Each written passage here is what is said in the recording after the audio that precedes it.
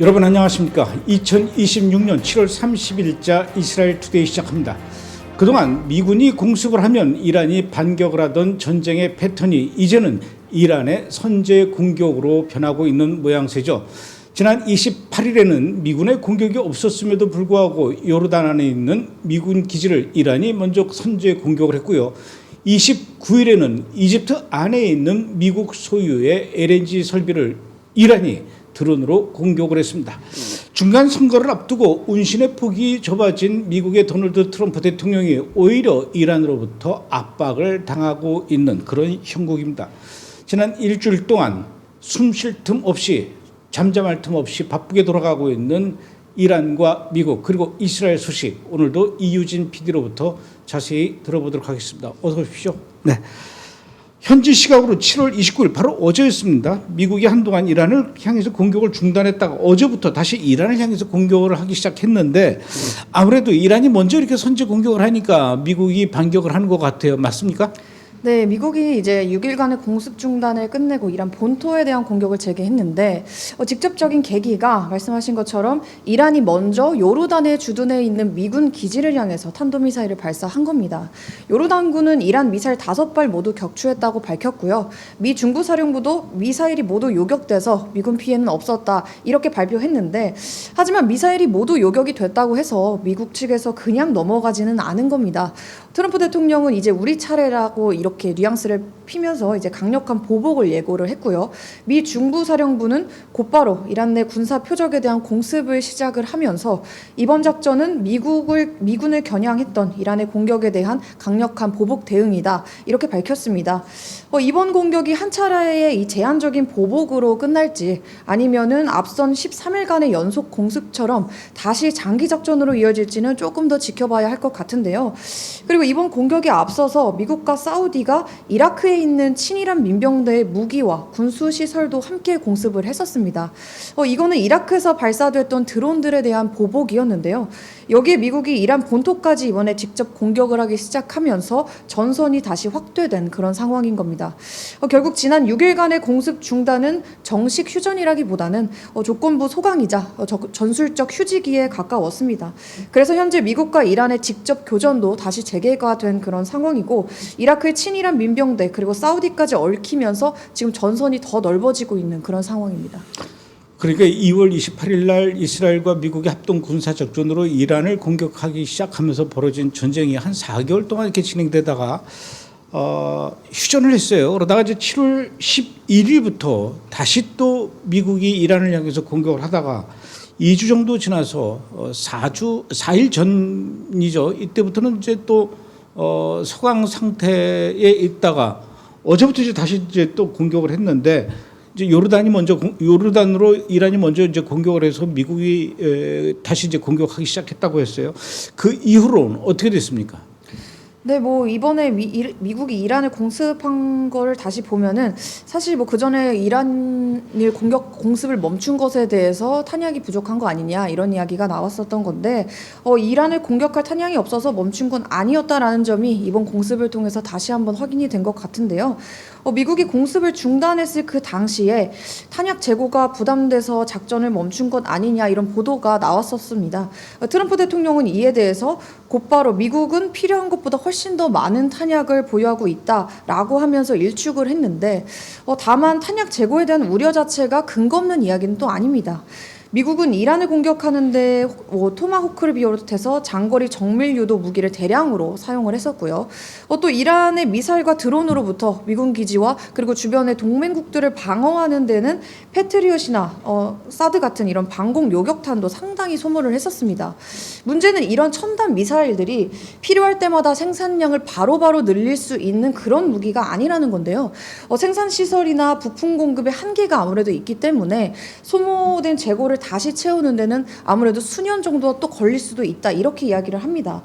이에 대해서 미국 댄 케인 합참 의장도 패트리어트를 비롯한 방공 요격탄 재고가 줄면서 실제로 작전 위험이 커졌다 이렇게 이야기를 했는데 하지만 그렇다고 해서 이란에 대한 군사작전을 재개하지 못할 정도로 그 정도로 재고가 부족한 건 아니다 이렇게 또 평가하기도 했습니다. 군사 전문가들이 우려하는 부분도 바로 같은 부분인데요.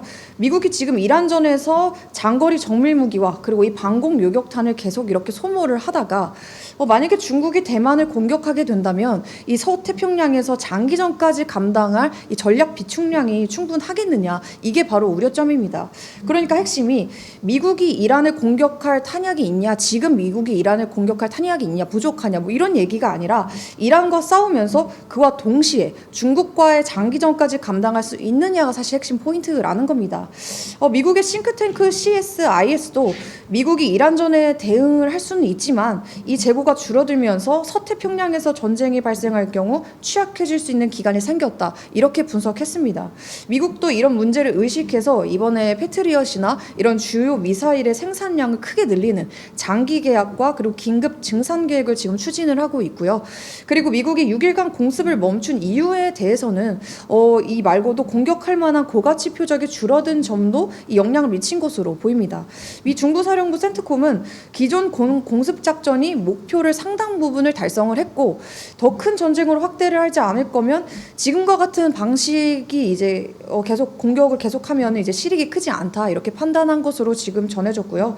결국 미국이 공습을 멈춘 이유에 대해서는 표적 감소, 그리고 탄약 재고 부담, 호르무즈 협상 가능성도 있고, 그리고 국제 유가나 미국 내에 있는 지금 전쟁 여론까지 여러 가지가 복합적으로 작용한 것으로 봐야 할 것 같습니다. 그러니까 여러 가지 이유가 있는 것이지 딱히 이 무기가 다 떨어져서 그런 건 아니다라는 얘기죠. 네. 이란이 그 호르무즈 해협을 통과하는 그 유조선들한테 배럴당 1달러씩, 그래서 뭐 보통 유조선 하나에 한 200만 배럴 정도 실으니까 한 배당 30억 정도의 통과세를 받겠다라고 해서 이제 사실 굉장히 많이 놀라지 않았었습니까? 그런데 최근 들어서 이 호르무즈 해협을 맞대고 있는, 그러니까 오른쪽에는 이란, 왼쪽에는 이제 오만이라는 나라가 있는데 이 오만이 이 호르무즈 해협 통행세에 대해서 뭔가 새로운 제안을 했다 그래요. 오만은 또 뭐라고 제안을 한 겁니까? 이번에 오만이 내놓은 절충안은 이란이 해협을 단독으로 통제를 하는 게 아니라 오만과 이란을 중심으로 지역 국가들이 함께 항로의 안전을 관리를 하자는 겁니다. 모델로 삼은 게 바로 말라카 해협인데요. 이 말라카 해협에서는 선박이 자유로운 통항은 보장을 하되 이용국과 그리고 해운 회사들이 뭐 항로 표지나 해상 안전, 환경 보호, 수색 구조, 이런 여러 가지 관리 비용들을 자발적으로 부담을 하고 있습니다. 호르무즈에서도 이와 비슷하게 돈을 내야만 통과를 할 수 있는 어떤 강제 통행료는 없애고 필요한 비용이 있다면 이거는 선박과 그리고 해운 회사 이런 곳에서 자발적으로 내도록 하자, 자발적으로 걷자, 이런 이야기입니다. 이란에는 뭐 해협 관리에 참여할 권리나 일정한 수입을 인정을 해주면서도 통과 여부에 대해서는 이란이 마음대로 결정하지 못하게 하겠다라는 구상인 것이죠.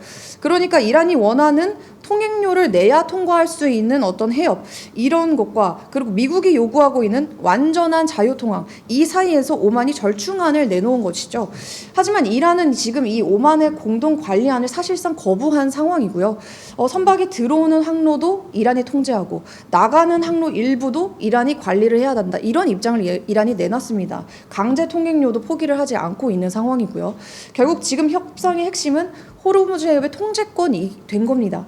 이란이 통행 여부를 결정하면서 강제 통행료를 받을 것이냐, 아니면 자유 통항을 보장을 하면서 오만과 이란이 공동으로 이 항로를 관리를 할 것이냐, 이 문제를 놓고 지금 또 맞서고 있는 그런 상황인 겁니다.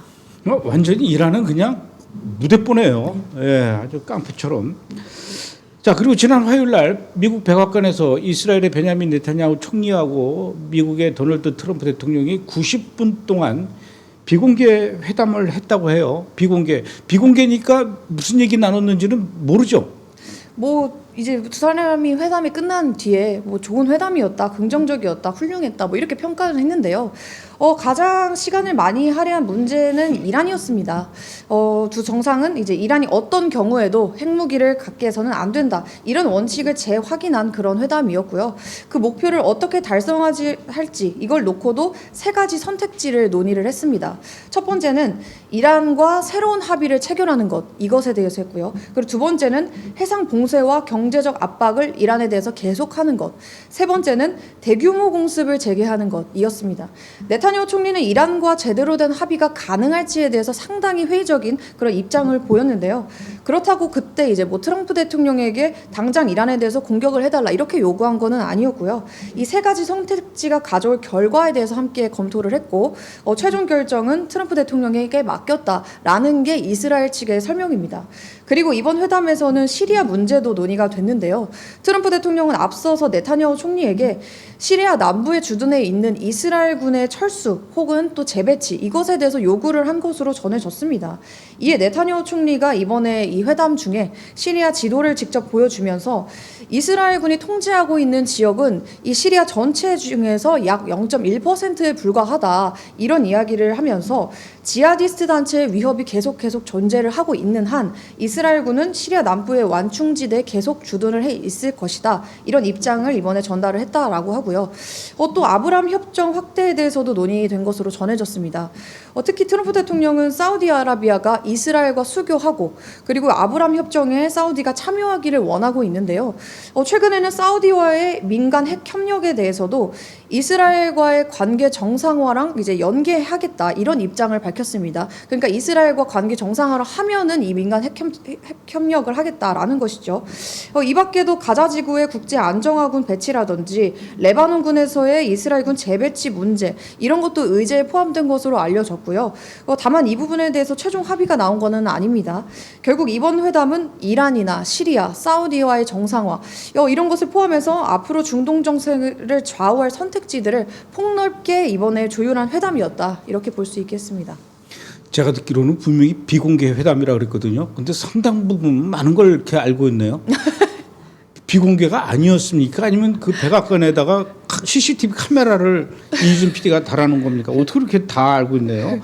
자, 그런가 하면은 지금 미국하고 이란하고 지금 이렇게 또 한바탕 붙고 있는 이 와중에 이라크가 이번에는 이 사우디를 향해서 드론을 날리고 있어요. 그러니까 이제 또 사우디하고 미군이 같이 이라크를 향해서 공격하고 있는데 전선이 점점 이상하게 변해가고 있는 것 같아요. 네, 지금은 이란만 움직이는 게 아니라 이라크의 친이란 민병대까지 전선에 가세하는 것으로 사우디랑 미국은 보고 있습니다. 사우디 국방부는 이라크 영토에서 날아온 드론 여러 대가 동부 지역의 석유 시설과 그리고 리야드 지역을 노렸다. 하지만 모두 요격했다. 이렇게 밝혔습니다. 그리고 공격의 배후로는 이란의 지원을 받고 있는 이라크 민병대를 지목을 했고요.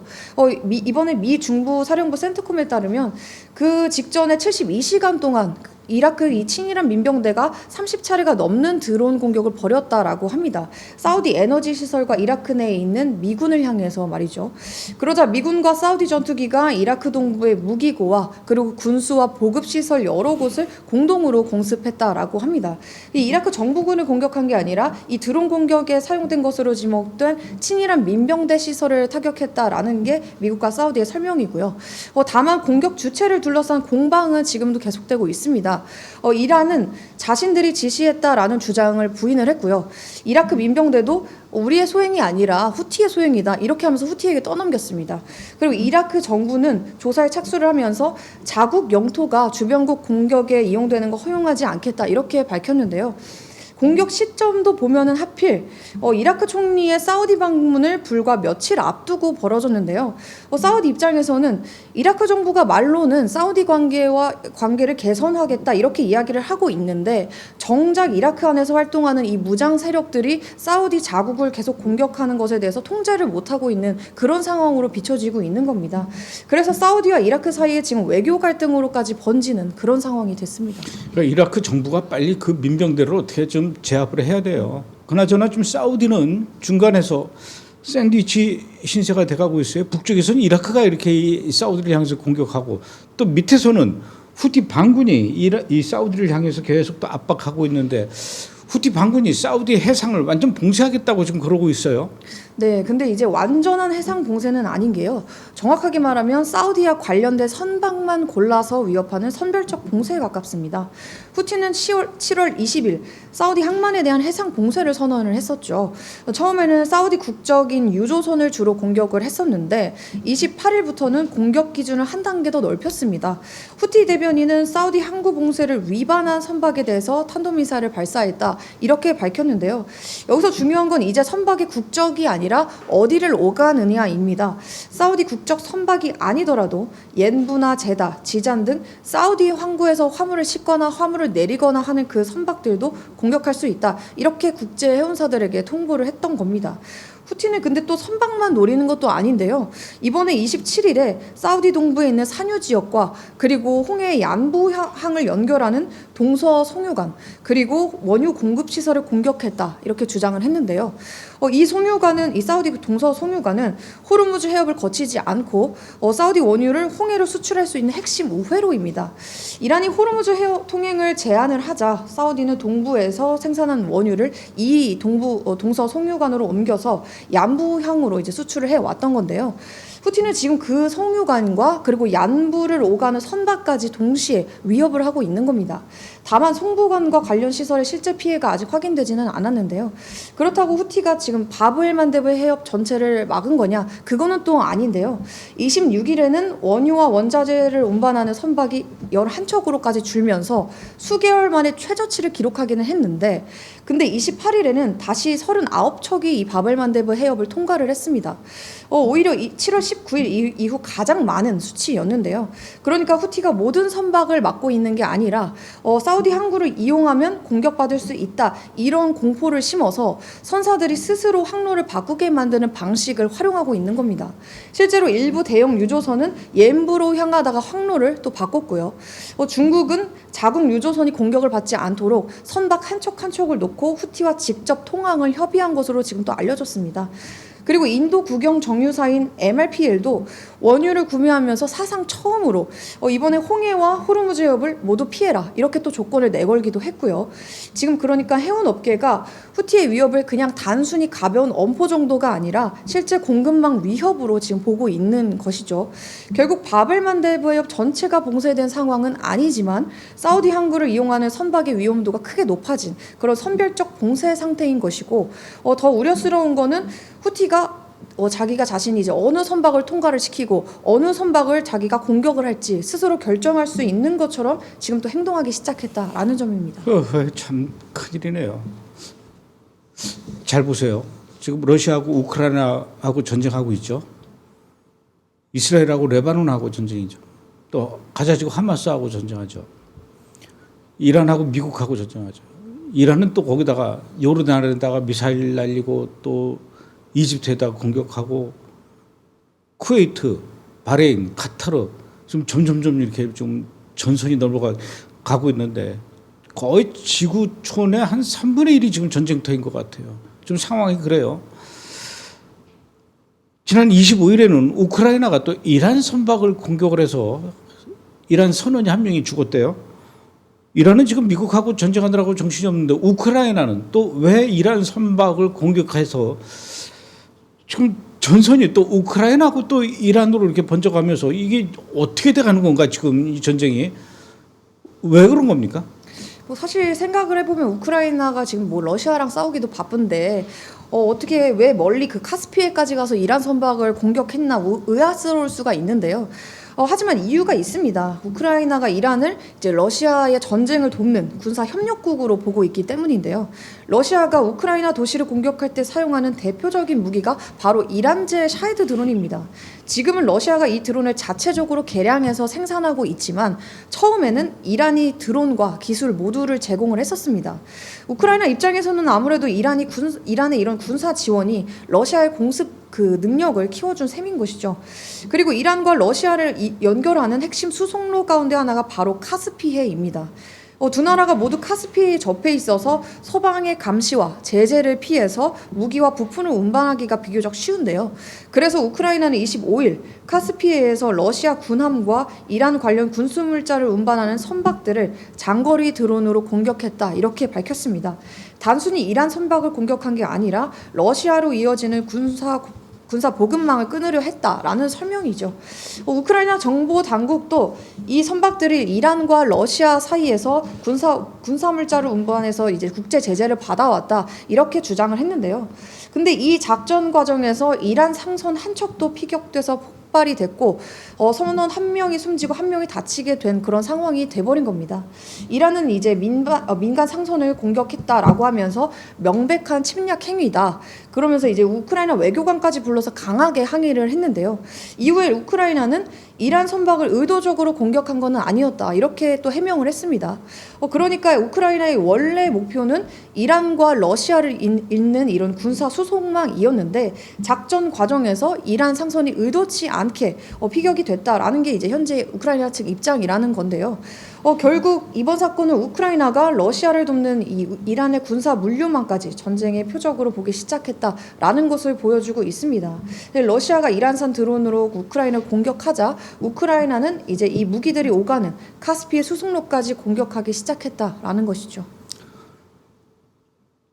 우크라이나가 이란을 공격한 거, 뭐 어느 나라든지 공격할 때는 다 이유가 있죠. 이유가 있으니까 공격하고 전쟁을 하는 건데 참 가슴이 아픈 그런 상황이네요.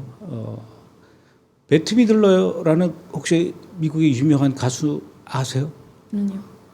배트 미들러라고 From a Distance라는 노래를 부른 가수가 있어요. 배우이면서 그 From a Distance라는 노래 가사를 보면요, 이 노래를 잘하면 내가 불러줄 텐데 From a distance, the world looks blue and green. 멀리서 보면은 지구는 푸르고 초록으로 빛나고 눈 덮인 산봉우리는 하얗게 빛나고, 멀리서 보면 From a distance, 멀리서 보면 바다는 강물과 하나 되고 독수리는 하늘을 향해 날아오죠. 멀리서 보면 다 지구는 아름다운 거예요. 가장 아름다운 별이라고 하지 않습니까?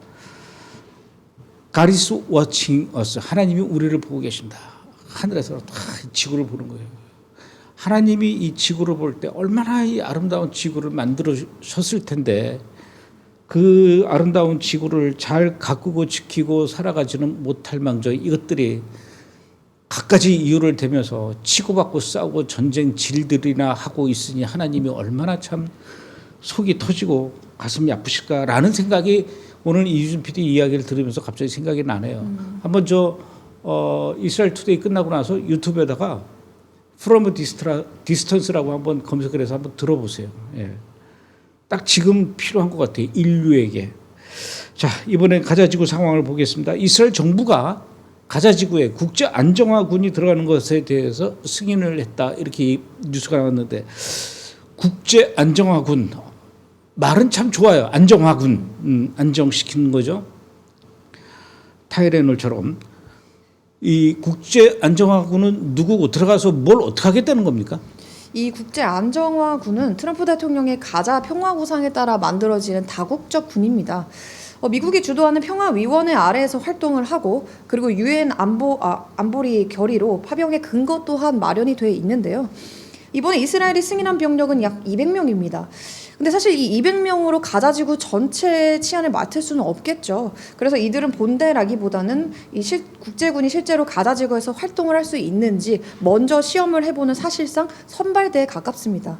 우간다나 모로코 등의 이스라엘이 우호국으로 인정하는 나라의 병력이 참여할 것으로 알려졌고요. 첫 배치 장소로는 가자 남부 라파에 조성할 시범 인도주의 구역의 경계가 거론되고 있습니다. 이곳에서 국제안정화군은 이스라엘이 빠진 구역에 대해서 이제 하마스가 다시 장악하지 못하도록 안정화 작업을 하게 되는 건데요.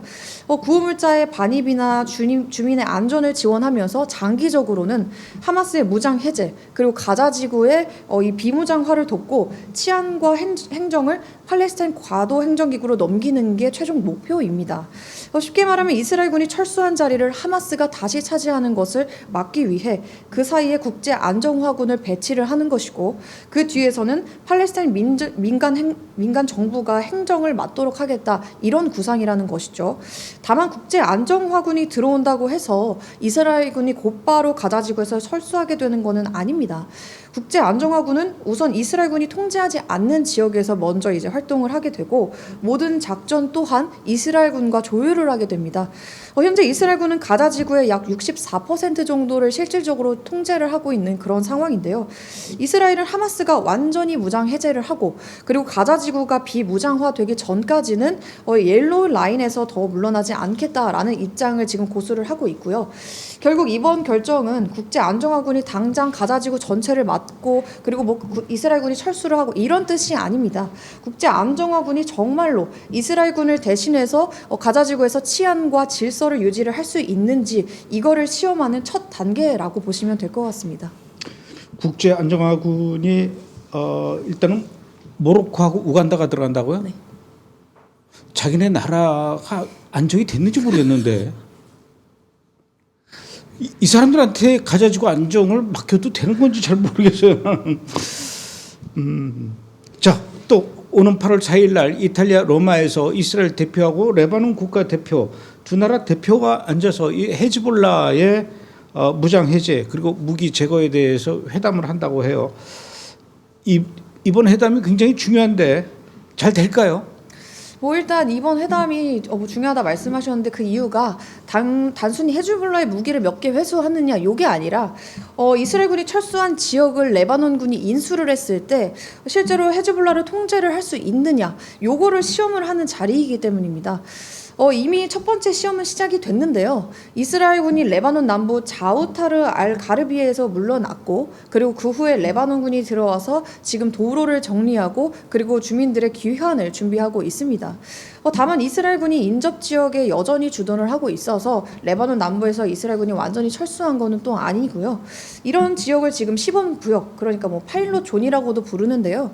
특정 지역에서 이스라엘군이 철수하면 레바논군이 그 자리를 넘겨받고 헤즈볼라의 무기와 군사시설이 남아있지는 않은지 확인을 하는 그런 방식입니다. 그리고 이 과정이 제대로 작동을 하게 되면 다른 지역까지도 이제 확대를 하겠다라는 거고요. 근데 여기서 의견 대립이 발생을 합니다.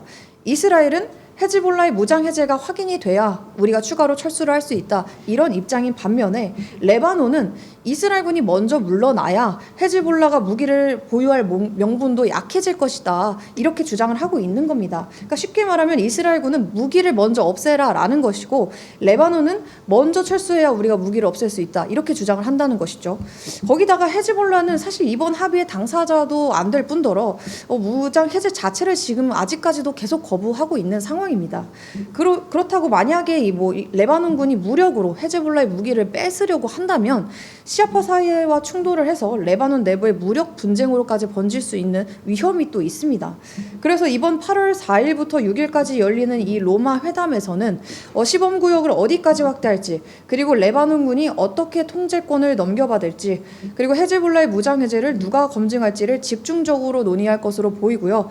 국경 분쟁이나 장기적인 평화 안보 협정도 의제에 포함되어 있습니다. 하지만 헤즈볼라 문제는 사실 무기를 회수한다고 끝나는 것도 아닙니다. 최근 공개된 연구 보고서에 따르면 헤즈볼라는 지난 수십 년 동안 이 시아파 사회에서 학교나 청소년 단체, 복지 조직을 운영을 하면서 자신들이 가지고 있는 이 정치 종교 이념과 그리고 이른바 저항 문화를 다음 세대에게 전파해왔다 이렇게 이야기를 합니다. 실제로 헤즈볼라가 직접적으로 관리하고 있는 학교가 최소 22곳 이상이 되는데 헤즈볼라가 운영하는 청소년 스카우트 조직도 있는데요. 여기는 약 10만 명 정도의 청소년이 참여하는 것으로 추산이 됩니다. 그리고 일부 청소년들은 성장한 뒤에 이곳에서 이제 가르침을 받고 헤즈볼라의 군사 조직으로 이어지는 구조다. 이렇게 보고서가 분석을 하고 있는데요. 결국 이스라엘군이 철수한다고 문제가 끝나는 게 아니다라는 겁니다. 그 자리를 레바논군이 제대로 통제를 하지 못하면 헤즈볼라가 다시 들어올 수가 있고요. 헤즈볼라 무기를 거둔다고 하더라도 학교나 이 복지 조직을 통해 헤즈볼라의 영향력이 계속 이어질 수 있다라는 그런 우려점이 있는 건데요. 결국 헤즈볼라를 해체한다라는 건 단순히 헤즈볼라가 가지고 있는 로켓이나 소총을 거두고 파괴한다 이런 데서 끝나지 않습니다. 헤즈볼라가 통제하고 있던 학교나 청소년 조직, 복지망까지 레바논 정부가 모두 다 이제 감당하고 대신을 할 수 있어야지 그래야지만 헤즈볼라의 다음 세대가 다시 만들어지는 것을 막을 수 있다라는 것입니다. 그러니까 헤즈볼라는요 가자지구의 하마스하고 똑같아요. 그러니까 그냥 단순한 조직이 아니고 헤즈볼라도 마찬가지로 하마스하고 마찬가지로 문화이고 이념이고 정서예요. 그래서 그 문화와 이념을 그렇게 회담한다고 해서 이스라엘 군인이 물러난다고 해서 이념이 없어지진 않을 거 아니에요. 10만 명의 아이들이 헤즈볼라 훈련을 받고 있잖아요. 예비 헤즈볼라예요. 무기 뺏는다고 해서 단순히 될 문제가 아니고 이스라엘 군이 철수하면은 헤즈볼라가 무기를 내놓겠다. 천만의 말씀이요. 이스라엘 군이 완전히 물러나도 헤즈볼라는 절대로 무기를 내놓지 않을 존재들입니다. 그걸 말이라고 해요. 말도 안 되는 소리를.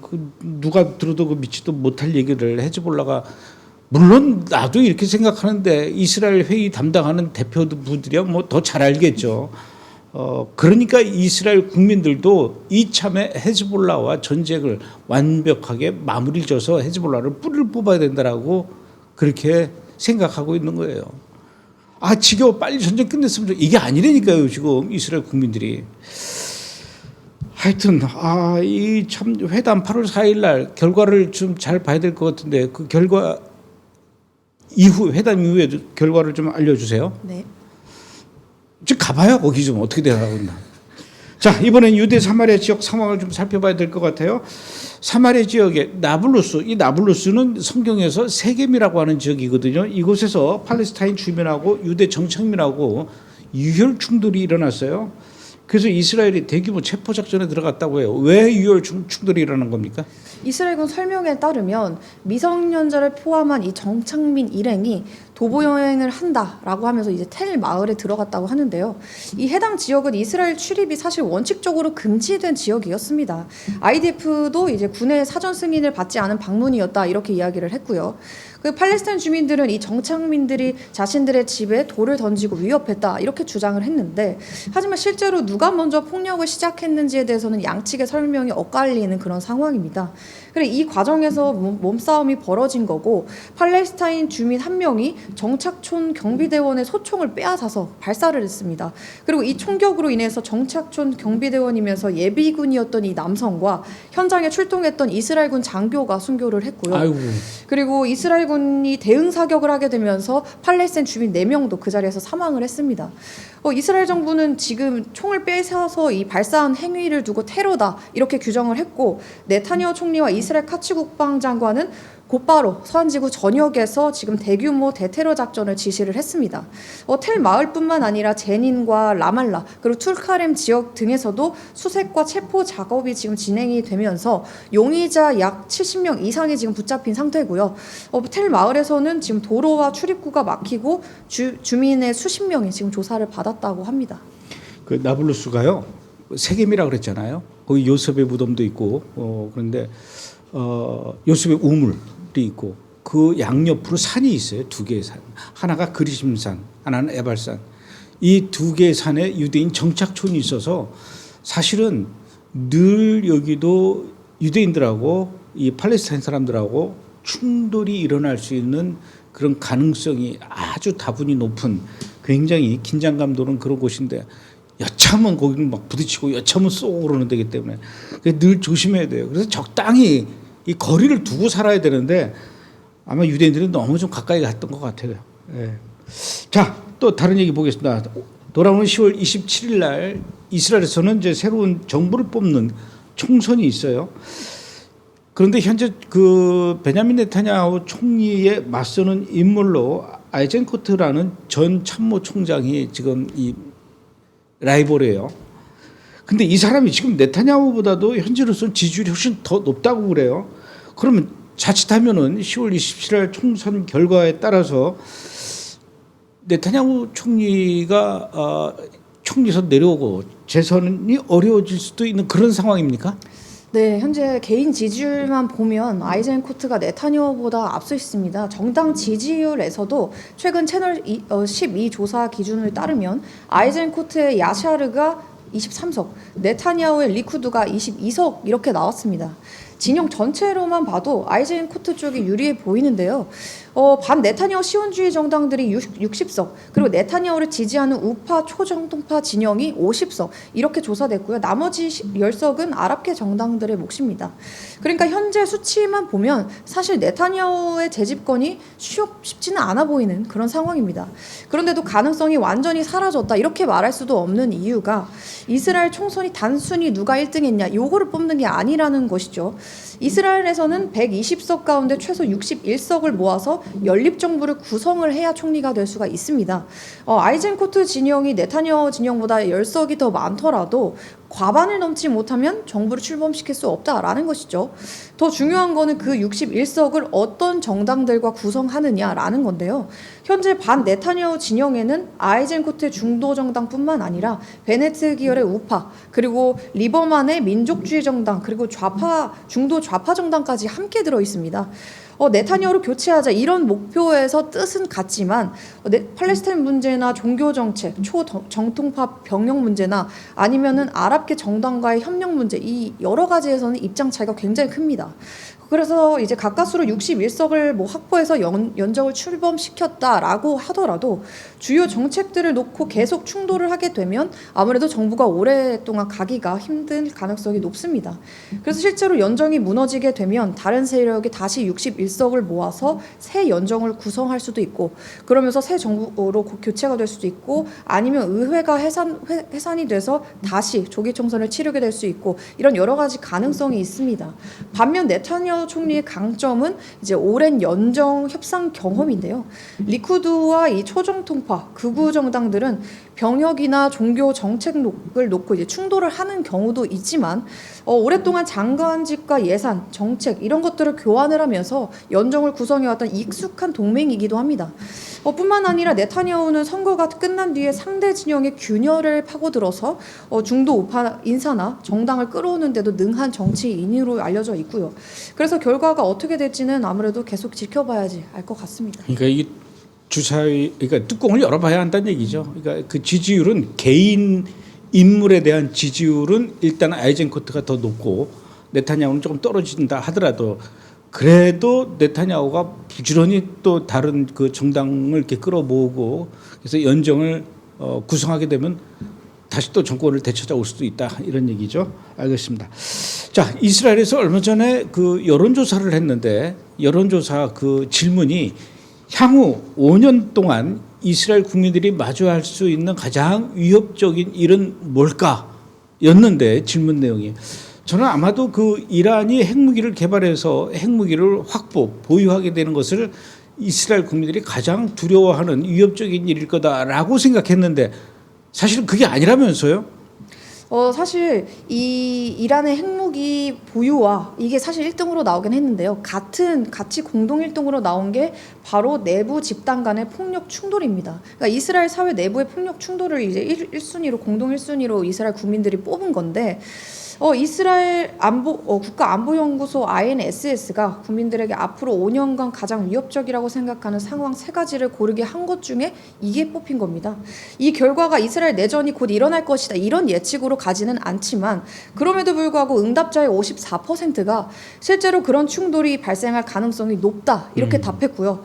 그리고 64%는 국가가 이에 제대로 대응을 해야 하는데 지금 대비하지 못하고 있다 이렇게 평가를 했습니다. 이스라엘 사회 안에서는 이미 여러 갈등이 현재 겹쳐 있는 그런 상황인데요. 세속파와 초정통파 사이에서는 군 복무 면제를 놓고 충돌을 하고 있죠. 그리고 사법부 권한과 민주주의 문제를 둘러싸고는 이스라엘 좌우 진영이 강하게 맞서고 있는 또 그런 상황입니다. 여기에다가 종교 시원주의 정착민과 팔레스타인 주민의 충돌, 그리고 유대계와 아랍계 시민 사이의 긴장까지도 함께 쌓여 있는 굉장히 복합적인 상황인데 앞서 살펴본 나블루스 사태가 바로 이 우려를 보여주는 사례 중 하나인 겁니다. 그래서 이번 총선도 단순히 네타냐후 총리가 계속 총리를 하느냐 아니면 아이젠코트로 교체되느냐 이 문제만이 아니라 누가 집권을 하든 지금 갈라진 이 사회들을 통합하지 못하고 한쪽 진영의 요구만 계속 듣고 밀어붙이고 한다면 지금의 가지고 있는 이 정치적 갈등이 거리로 나오는 물리적 충돌로 벌어질 수 있는 두려움이 이스라엘 국민들 사이에 지금 커진 그런 상황이라는 건데요. 외부에서는 이란의 핵무기가 가장 큰 위협으로 보이고 있지만 이스라엘 국민들은 나라가 바깥에서 공격을 받는 것만큼 안에서 갈라지는 것도 그만큼 두려워하고 있는 그런 상황입니다. 그러니까 이스라엘 내부 안에도 여기저기서 핵이 언제 터질지 모른다는 얘기예요. 국가와 국가 간의 그 전쟁, 갈등, 싸움, 민족과 민족 간에도 일어나고 또 종교와 종교 간에도 일어나고 근데 국가 안에서 한 민족들끼리도 서로 생각이 달라서 막 치고받고 싸우고 심지어는 내전이 일어나고 핵무기보다 그게 더 무섭다고 하니 참 걱정입니다. 그게 이스라엘만의 문제는 아니고요. 뭐 다른 나라도 다 마찬가지일 거예요. 우리나라도 그렇고요. 제발 좀 그 서로 갈등하지 말고 욕심 부리지 말고 서로 이해하고 양보하고 좀 이렇게 협상하면서 타협하면서 살았으면 좋겠는데 브레드 TV 안에는 내전 없죠. 갈등 없죠. 잘 살아봅시다. 너무 좋습니다. 예, 그래요. 자, 여기서 좀 말씀드려야 될 게 있어요. 오늘 2부 순서 조현영 기자의 이슈 분석은 조현영 기자의 개인적인 사정에 의해서 오늘 방송국에 나오지 못했고요. 그래서 오늘 2부 순서는 방송이 없음을 여러분들이 좀 양해를 해 주시기 바랍니다. 그 대신에 다음 주에 더 알차고 중요하고 풍성한 내용으로 다시 여러분들을 찾아뵙겠습니다. 오늘은 여기까지 하죠. 수고하셨습니다. 고맙습니다.